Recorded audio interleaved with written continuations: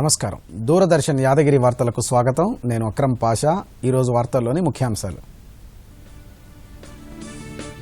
TRS ప్లీనరీలో party అధ్యక్షునిగా 9వసారి కేసీఆర్ ఏకగ్రీవ ఎన్నిక. Machine Bhagiratha, దళిత బంధు, సంక్షేమ పథకాల అమలుపై తీర్మానాలు ఆమోదం. ప్రత్యేక రాష్ట్రం కోసం జరిగిన ఉద్యమం ప్రపంచానికి ఆదర్శమన్న కేసీఆర్. ప్రజల విశ్వాసం పొందడంలో టీఆర్ఎస్ విజయం సాధించిందని వ్యాఖ్య. పీఎం ఆయుష్మాన్ భారత్ మిషన్ను ప్రారంభించిన ప్రధాని నరేంద్ర మోదీ. 64,180 కోట్లతో వైద్య రంగంలో మౌలిక వసతులు కల్పిస్తామని ప్రకటన.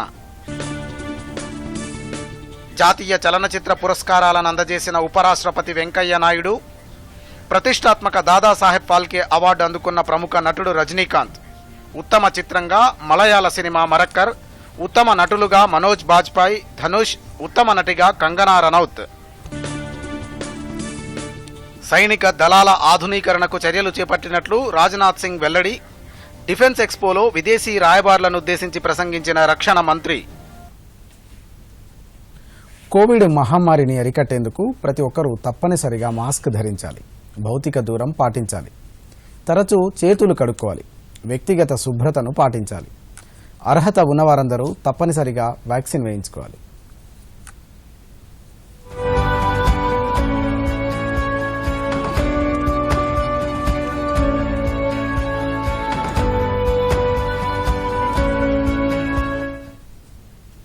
వార్తల్లోని వివరాలు. తెలంగాణ రాష్ట్ర సమితి టీఆర్ఎస్ అధ్యక్షుడిగా కె చంద్రశేఖరరావు ఏకగ్రీవంగా ఎన్నికయ్యారు. 2001లో పార్టీ ఆవిర్భావం నుంచి నేటి వరకు కేసీఆర్ వరుసగా ఎన్నిక కావడం విశేషం. హైదరాబాద్ హైటెక్స్లో జరుగుతున్న టీఆర్ఎస్ పార్టీ ప్లీనరీ సమావేశంలో 7 తీర్మానాలను ఆమోదించారు. టీఆర్ఎస్ పార్టీ ప్లీనరీ సమావేశంలో కేసీఆర్ ఏకగ్రీవంగా ఎన్నికైనట్లు ఎన్నికల అధికారి శ్రీనివాసరెడ్డి ప్రకటించారు. ఈ సందర్భంగా పార్టీ నేతలు కేసీఆర్కు అభినందనలు తెలిపారు. తనను ఏకగ్రీవంగా పార్టీ అధ్యక్షుడిగా ఎన్నుకున్నందుకు కేసీఆర్ ధన్యవాదాలు తెలిపారు. టీఆర్ఎస్ పార్టీ అధినేత సీఎం కేసీఆర్ పార్టీ జెండాను ఆవిష్కరించారు. తెలంగాణ తల్లి విగ్రహానికి పూలమాల వేశారు. అమరవీరుల స్థూపానికి నివాళులర్పించారు. ప్లీనరీ సదస్సులో కేసీఆర్ సేవలను ప్రస్తుతిస్తూ పార్టీ ఒక తీర్మానాన్ని ఆమోదించింది. ఈ తీర్మానంపై శాసనసభ మాజీ స్పీకర్ మధుసూదనాచారి మాట్లాడుతూ, ప్రత్యేక రాష్ట్రాన్ని తీసుకొచ్చిన కేసీఆర్ ప్రజల సంక్షేమానికి అనేక సంక్షేమ పథకాలు ప్రవేశపెట్టారని అన్నారు. ప్రజలకు సుపరిపాలన అందిస్తున్న రాష్ట్రంగా తెలంగాణ గుర్తింపు పొందిందని చెప్పారు. నామినేషన్ల ఫైళ్ల ద్వారా ఏకగ్రీవంగా ఎన్నికైన సందర్భంగా వారికి హృదయపూర్వకమైనటువంటి అభినందనలు. నా తరఫున 60 లక్షల మంది టీఆర్ఎస్ పార్టీ కార్యకర్తల తరఫున 4 కోట్ల తెలంగాణ ప్రజల పక్షాన మరొక్కసారి హృదయపూర్వకమైనటువంటి అభినందనలు తెలియజేస్తా ఉన్నా. తెలంగాణ రాష్ట్రం ఎదుర్కొంటున్నటువంటి అనేక సమస్యలకు శాశ్వత పరిష్కారం చూపించినటువంటి గొప్ప పరిపాలనా దక్షుడు మన ముఖ్యమంత్రి, మన పార్టీ నాయకులైనటువంటి కేసీఆర్ గారు అనేటువంటి విషయాన్ని మనవి చేస్తా ఉన్నా. మిషన్ భగీరథపై రూపొందించిన తీర్మానంపై మంత్రి నిరంజన్ రెడ్డి ప్రసంగించారు. ఇంటింటికి తాగునీరు అందిస్తామని ఎన్నికల ప్రణాళికలో ఇచ్చిన హామీని కేసీఆర్ నాయకత్వంలో విజయవంతంగా అమలు చేస్తున్నట్లు చెప్పారు. వాగులు సజీవంగా ఉండాలి ఎల్లప్పటికీ. ఎండాకాలంలో కూడా చెరువులు గాని వాగులు గాని మత్తళ్లు దుంకాలని చెప్పి చెక్ డ్యాంలను నిర్మాణం చేయడానికి పూనుకొని మొదటి దశ చెక్ డ్యాంలను కూడా ఇవాళ పూర్తి చేయడం జరిగింది. భారీ ప్రాజెక్టుల నిర్మాణానికి పూనుకొని, ప్రాజెక్టులు అంటే గతంలో చూసినాం, మా అనుభవంలో చూసినాం, మనందరి అనుభవంలో ఉంది. మొదలు పెడితే 40 ఏళ్లకు పూర్తిగా ప్రాజెక్టులు 1,00,000, 2 లక్షలు, 3 లక్షలు, 5-6 లక్షల ఎకరాలకు నీళ్ళు ఇచ్చే ప్రాజెక్టులే. కానీ అదే ఒక కాళేశ్వరం ప్రాజెక్టుకు రూపకల్పన చేస్తే ఏటిని ఎదురెక్కించడం, నీళ్లను ఎదురెక్కించినటువంటి మహానుభావుడు ఈ ప్రపంచంలో ఎవరు లేరు. అది కేసీఆర్కే సాధ్యమైంది ఒక కాళేశ్వరం ప్రాజెక్టు ద్వారా. సంక్షేమంలో స్వర్ణయుగం పేరుతో ప్రవేశపెట్టిన తీర్మానంపై కడియం శ్రీహరి మాట్లాడుతూ, రాష్ట్రంలో ఎన్నడూ లేని విధంగా అనేక సంక్షేమ కార్యక్రమాలు అమలవుతున్నాయని అన్నారు. సమాజంలోని వివిధ వర్గాల ఆర్థిక ప్రగతిని దృష్టిలో పెట్టుకుని సంక్షేమ కార్యక్రమాలు అమలు చేస్తున్నామని అన్నారు.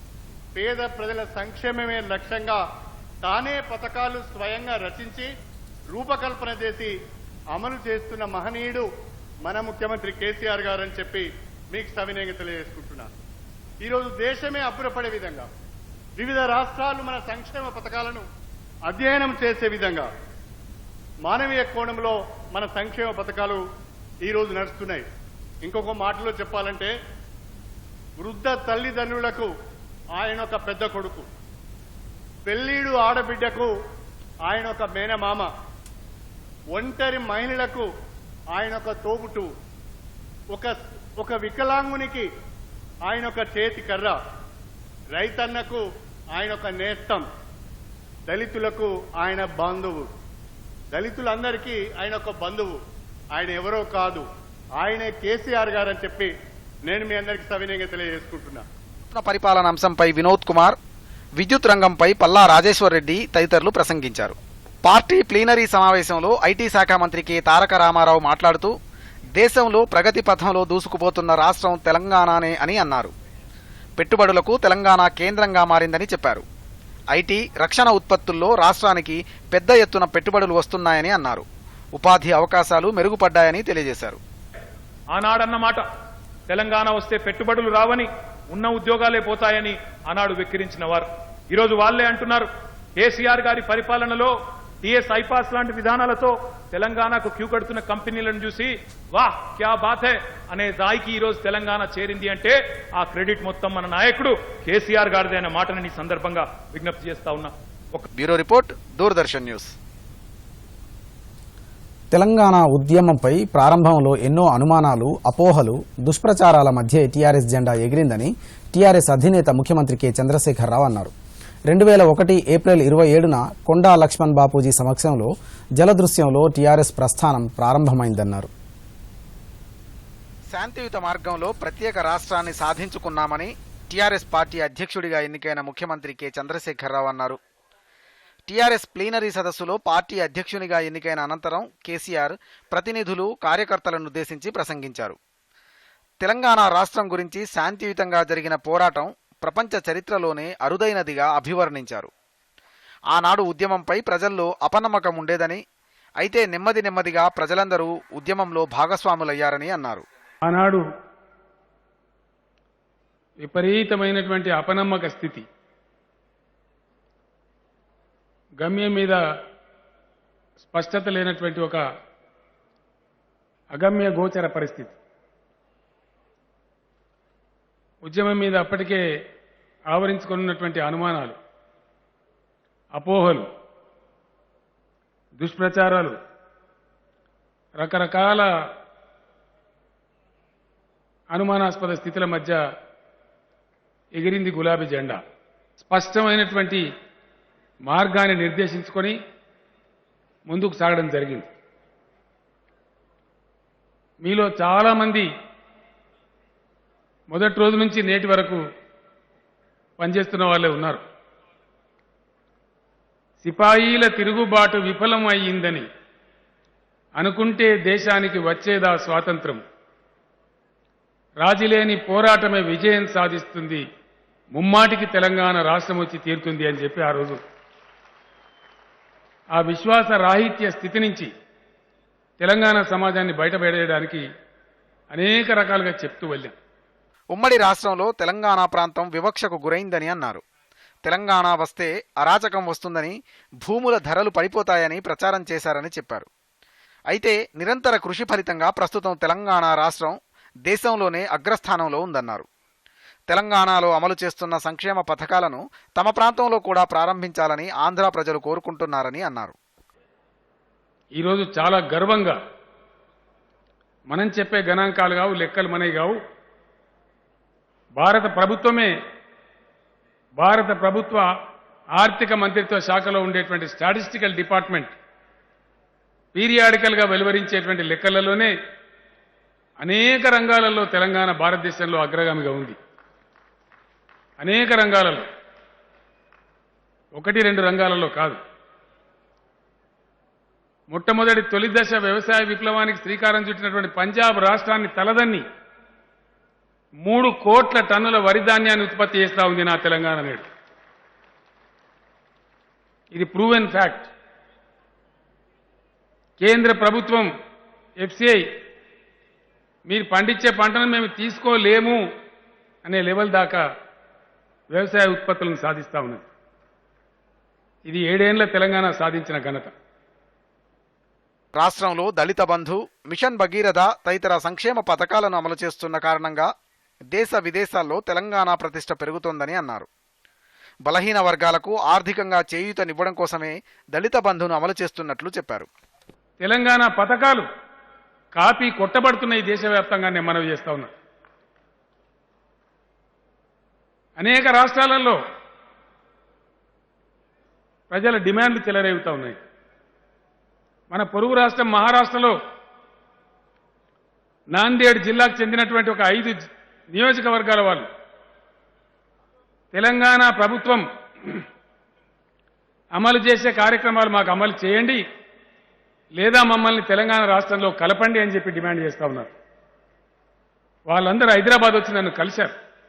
రాజీ లేని పోరాటం చేయడం ద్వారానే తెలంగాణను సాధించుకున్నామని కేసీఆర్ స్పష్టం చేశారు. తెలంగాణ రాష్ట్రాన్ని కుల మతాలకు అతీతంగా అన్ని రంగాల్లో అభివృద్ధి చేసుకుంటూ ముందుకు తీసుకువెళ్తున్నట్లు కేసీఆర్ పేర్కొన్నారు. పరిశ్రమల రంగంలో వెల్లువల వస్తున్న పెట్టుబడులు, ఐటీ రంగంలో దూసుకుపోతున్న మన ఖ్యాతి, 57,000 కోట్ల ఎగుమతుల నుంచి 1,50,000 కోట్ల వరకు టచ్ అయిపోతున్నటువంటి ఐటీ ఎగుమతులు, దేశ విదేశాలలో మన గురించి ఇనుమడిస్తున్నటువంటి మన కీర్తి ప్రతిష్టలు. ఈ రంగం ఆ రంగం కాదు, ఈ కులం ఆ కులం కాదు, ఈ మతం ఆ మతం కాదు. తెలంగాణ సమాజ అభివృద్ధే మన మతం. తెలంగాణ సర్వ ప్రజల ముఖాల మీద చిరునవ్వే మన అభిమతం. కులము మతము అనే చిన్న చిన్న ఇరుకైనటువంటి భావన లేకుండా అందరినీ కడుపులో పెట్టుకొని సాగాలి అనే ఒక అద్భుతమైన ప్రస్థానమే ఈరోజు అంతటా కనిపిస్తున్నటువంటి విశ్వాసం, ధీమా, ఆత్మవిశ్వాసం, బతుకు మీద పెరిగిన ధీమా, భవిష్యత్తు మీద పెరిగిన ఆశలు సజీవంగా ఈరోజు కనబడతా ఉన్నాయి తెలంగాణలో. Bureau report, Doordarshan news. ప్రధానమంత్రి నరేంద్ర మోదీ ఉత్తరప్రదేశ్లో పర్యటించి పలు అభివృద్ధి పనులను ప్రారంభించారు. ఉత్తరప్రదేశ్లో 9 మెడికల్ కాలేజీలకు వర్చువల్గా ప్రధాని ప్రారంభోత్సవం చేశారు. వ్యాక్సిన్ 100 కోట్ల డోసుల పంపిణీ మైలురాయిని దాటిందన్నారు. అందరికీ టీకా, ఉచిత టీకా కార్యక్రమం విజయవంతంగా కొనసాగుతోందన్నారు. ఆయుష్మాన్ భారత్ మిషన్ను ప్రధానమంత్రి నరేంద్ర మోదీ ప్రారంభించారు. వారణాసిలో పర్యటిస్తున్న ప్రధాని వైద్య రంగంలో 64,180 కోట్లతో మౌలిక వసతుల కల్పన కోసం రూపొందించిన పథకాన్ని ప్రారంభించారు. ఈ కార్యక్రమంలో యూపీ గవర్నర్ ఆనందీబెన్ పటేల్, ముఖ్యమంత్రి యోగి ఆదిత్యనాథ్, కేంద్ర ఆరోగ్య శాఖ మంత్రి మన్సుఖ్ మాండవీయ పాల్గొన్నారు. ఈ సందర్భంగా ప్రధాని నరేంద్ర మోదీ మాట్లాడుతూ, ఆయుష్మాన్ భారత్ మిషన్ దేశ ఆరోగ్య రంగంలో ఆత్మవిశ్వాసాన్ని, స్వయం సమృద్ధిని నింపుతుందన్నారు. వ్యాక్సిన్ 100 కోట్ల డోసుల పంపిణీ మైలురాయిని దాటిందన్నారు.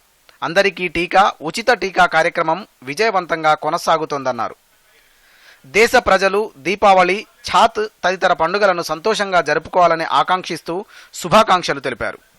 Ayushman Bharat health infrastructure mission के माध्यम से देश के कोने कोने में इलाज लेकर क्रिटिकल रिसर्च तक एक पूरा इकोसिस्टम विकसित किया जाएगा. करीब 64,000 करोड़ रुपए का हेल्थ को ही लेकर के, आरोग्य को लेकर के, बीमारी के खिलाफ लड़ाई लड़ने के लिए, देश के हर नागरिक को स्वस्थ रखने के लिए इतना बड़ा एक मिशन लेकर के आज काशी की धरती से हम देश भर में निकल रहे हैं.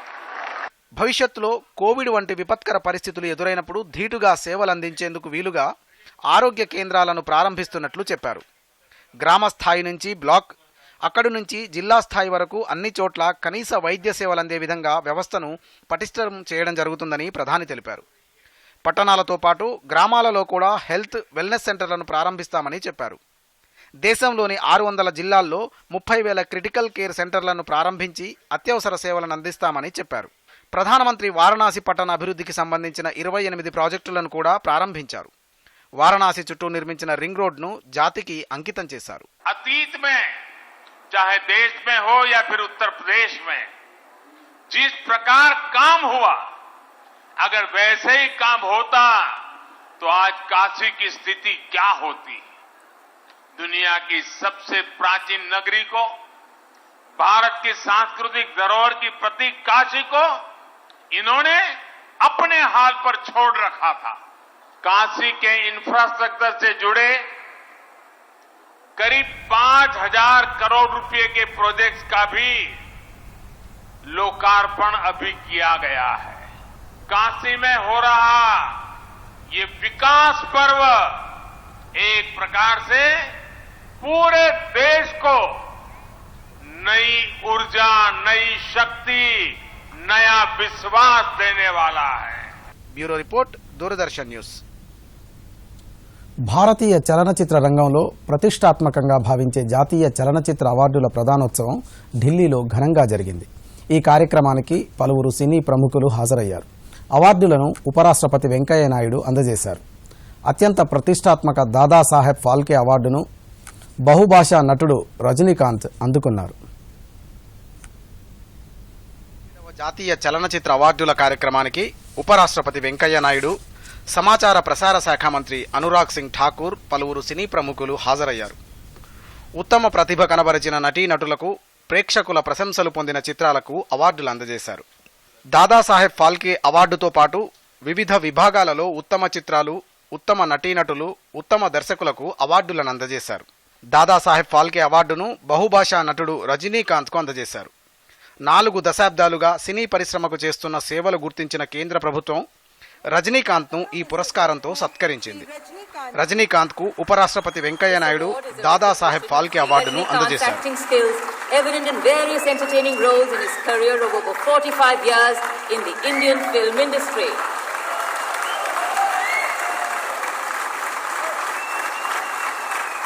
स्क्रीन पर दिखने वाला अनोखापन दर्शकों को बेहद पसंद है।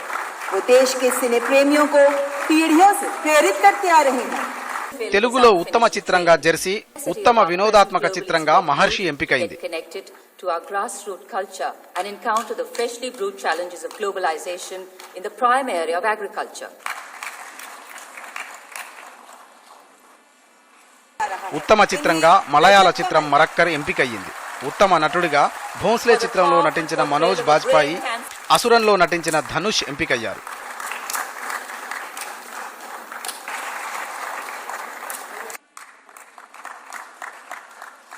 ఉత్తమ నటి మణికర్ణిక చిత్రంలో నటించిన కంగనా రనౌత్ ఉత్తమ నటిగా ఎంపికయ్యారు. Manikarnika and the depiction of a middle-aged mother coming back to sports facing all odds in the film Panga. 72 హూరేన్ చిత్రానికి దర్శకత్వం వహించిన సంజయ్ పూరన్ సింగ్ చౌహాన్ ఉత్తమ దర్శకుడిగా పురస్కారం అందుకున్నారు. ఉత్తమ హిందీ చిత్రం చిచోరే, ఉత్తమ తమిళ చిత్రంగా అసురన్ ఎంపికయ్యాయి. ఈ సందర్భంగా ఉపరాష్ట్రపతి వెంకయ్య నాయుడు మాట్లాడుతూ దేశంలోని వివిధ ప్రాంతాలకు చెందిన చిత్రాలకు పురస్కారాలు లభించడం ఆనందంగా ఉందని అన్నారు. సినిమా ప్రభావం సమాజంపై ఎక్కువగా ఉంటుందని పేర్కొన్నారు. సమకాలీన సమస్యలపై చిత్రాలు నిర్మించాలని సూచించారు. This national awards for the last 2 years, which could not be held because of the pandemic, COVID, because presenting virtual is not actual. Virtual is not factual. The winners, the award winners in various categories of the film world, and more particularly the popular star around the world, I can say not only India, Sri Rajinikanth ji, who is honored rightly by the government with the Dada Saheb Phalke award.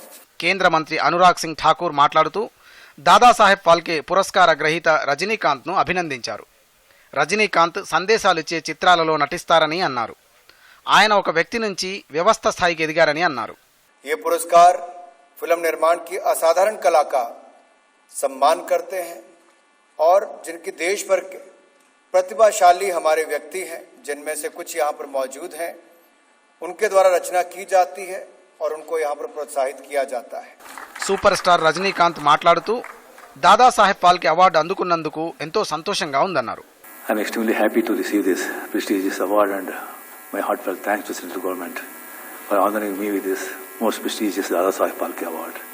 I dedicate this award to my mentor, my guru, K. Balchandra sir, a Karnataka bus transport driver, my colleague, Raj Bahadur. When I was a bus conductor, he was the one who identified the acting talent in me and encouraged me to join cinemas. Bureau report, Doordarshan news.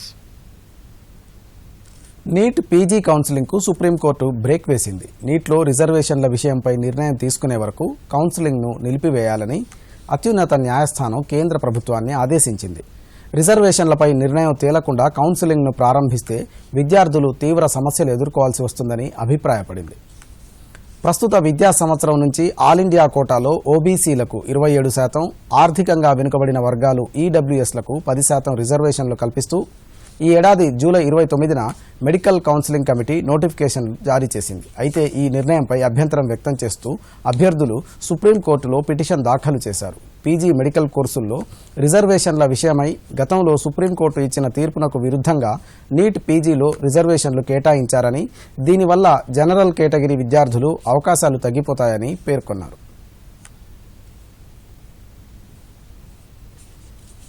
ఇదిలా ఉండగా October 25 నుంచి NEET PG counselling షెడ్యూల్ను కేంద్రం ప్రకటించింది. పిటిషనర్లు ఈ విషయాన్ని court దృష్టికి తీసుకెళ్లారు. దీన్ని పరిశీలించిన న్యాయస్థానం రిజర్వేషన్ల చెల్లుబాటుపై కోర్టు నిర్ణయం తీసుకునే వరకు కౌన్సిలింగ్ ప్రక్రియను నిలిపివేయాలని ఆదేశించింది. రాష్ట్రంలో ప్రత్యామ్నాయ పంటల సాగుపై జిల్లాల కలెక్టర్లతో ప్రభుత్వ ప్రధాన కార్యదర్శి సోమేష్ కుమార్ వీడియో కాన్ఫరెన్స్ ద్వారా సమీక్ష నిర్వహించారు.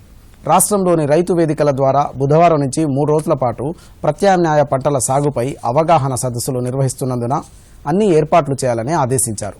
ప్రత్యామ్నాయ పంటలైన అపరాలు, నూనె గింజలను అందుబాటులో ఉంచాలని సూచించారు.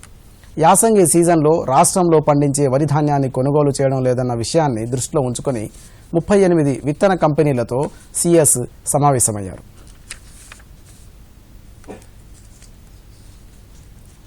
ఆదిలాబాద్ జిల్లాలో పత్తి కొనుగోళ్లు ప్రారంభమయ్యాయి. జిల్లా కేంద్రంలోని మార్కెట్ యార్డులో ఏర్పాటు చేసిన పత్తి కొనుగోలు కేంద్రాన్ని జిల్లా కలెక్టర్ సిక్తా పట్నాయక్ ప్రారంభించారు. అనంతరం కొనుగోలు కేంద్రాన్ని కలెక్టర్ సందర్శించారు.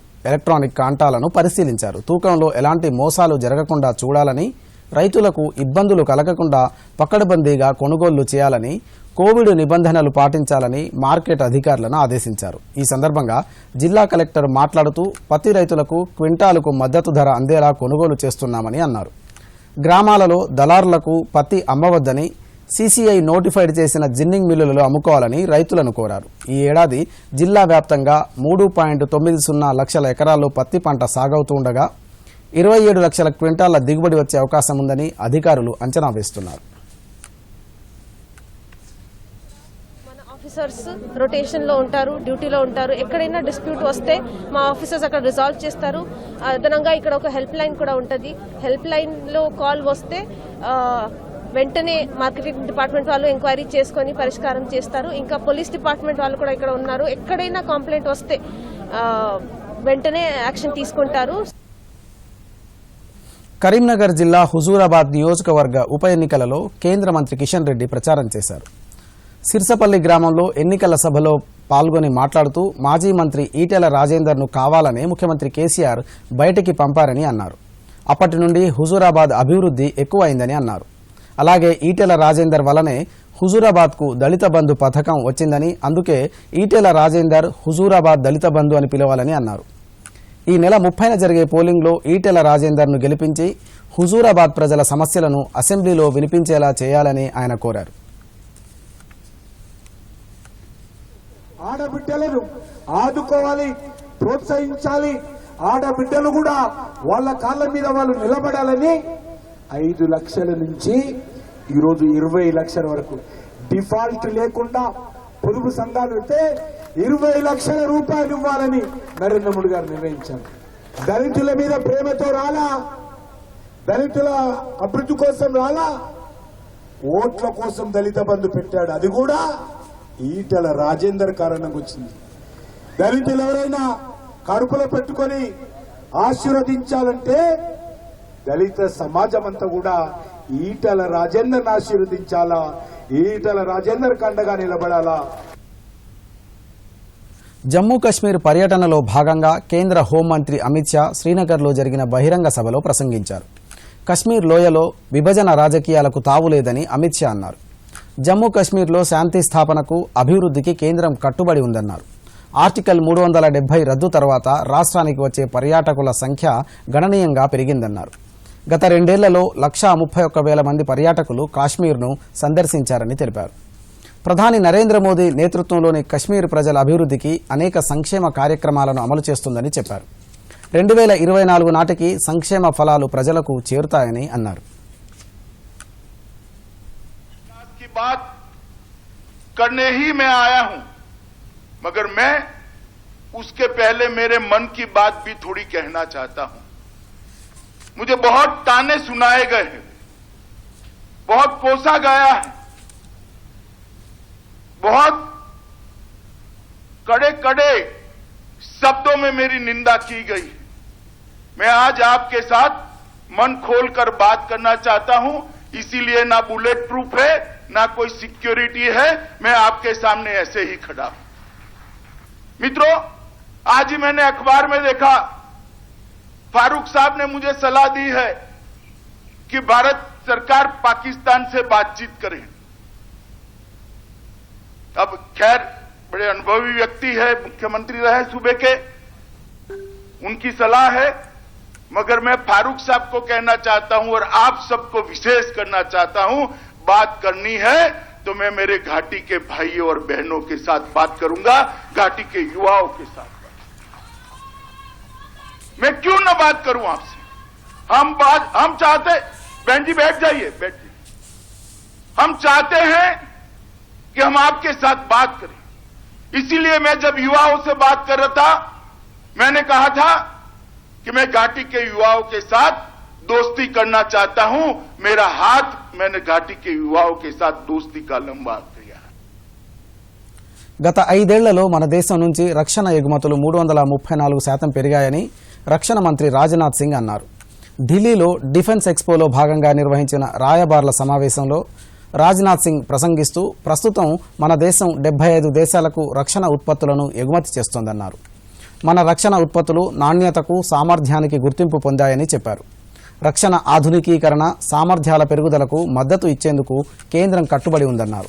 2021 వార్షిక బడ్జెట్లో రక్షణ రంగానికి కేటాయింపులు పెంచుతామని తెలిపారు.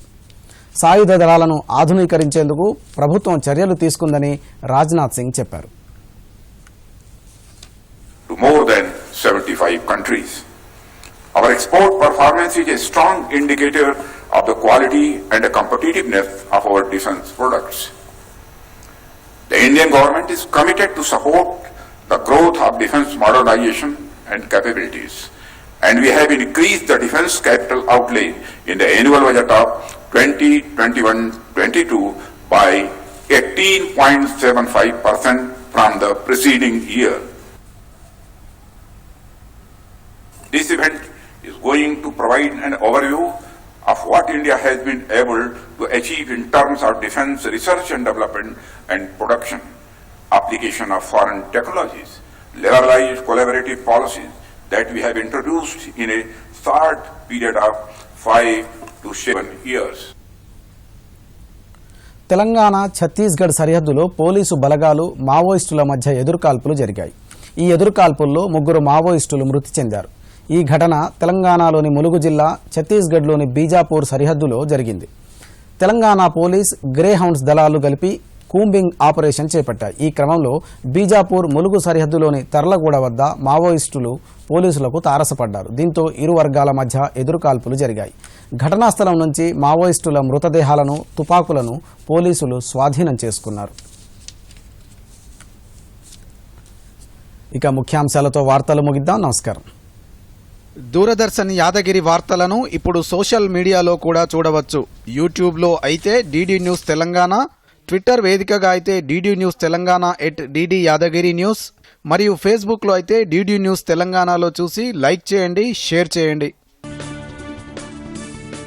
టీఆర్ఎస్ ప్లీనరీలో పార్టీ అధ్యక్షునిగా 9వసారి కేసీఆర్ ఏకగ్రీవ ఎన్నిక. మిషన్ భగీరథ, దళిత బంధు, సంక్షేమ పథకాల అమలుపై తీర్మానాలు ఆమోదం. ప్రత్యేక రాష్ట్రం కోసం జరిగిన ఉద్యమం ప్రపంచానికి ఆదర్శమన్న కేసీఆర్, ప్రజల విశ్వాసం పొందడంలో టీఆర్ఎస్ విజయం సాధించిందని వ్యాఖ్య. పీఎం ఆయుష్మాన్ భారత్ మిషన్ను ప్రారంభించిన ప్రధాని నరేంద్ర మోదీ 64,180 కోట్లతో వైద్య రంగంలో మౌలిక వసతులు కల్పిస్తామని ప్రకటన. జాతీయ చలనచిత్ర పురస్కారాలను అందజేసిన ఉపరాష్ట్రపతి వెంకయ్య నాయుడు, ప్రతిష్టాత్మక దాదాసాహెబ్ ఫాల్కే అవార్డు అందుకున్న ప్రముఖ నటుడు రజనీకాంత్, ఉత్తమ చిత్రంగా మలయాళ సినిమా మరక్కర్, ఉత్తమ నటులుగా మనోజ్ బాజ్పాయ్, ధనుష్, ఉత్తమ నటిగా కంగనా రనౌత్. సైనిక దళాల ఆధునీకరణకు చర్యలు చేపట్టినట్లు రాజ్నాథ్ సింగ్ వెల్లడి. డిఫెన్స్ ఎక్స్పోలో విదేశీ రాయబారులను ఉద్దేశించి ప్రసంగించిన రక్షణ మంత్రి.